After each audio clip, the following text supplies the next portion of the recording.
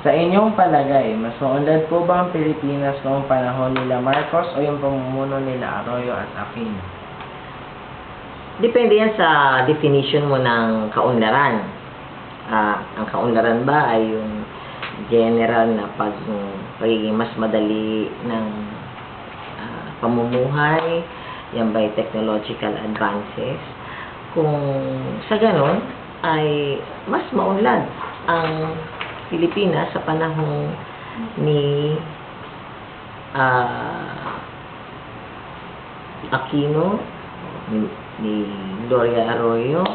Mas maunlad ang Pilipinas kahit nung panahon pa ni Cory Aquino dahil may mga nakapasok sa atin ng mga bagong technology.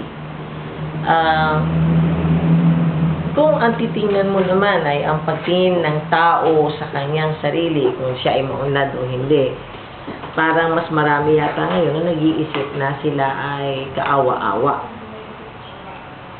Ang kaibahan ay noong panahon namin, bata pa kami, ay hindi naman kahiya-hiya ang maging mahirap.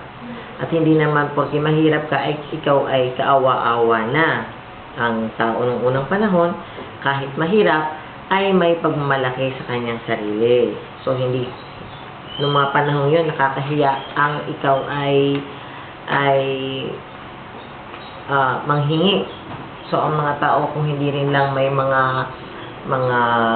ang tawag natin dito, disaster, ay hindi naman mahilig humingi ng relief.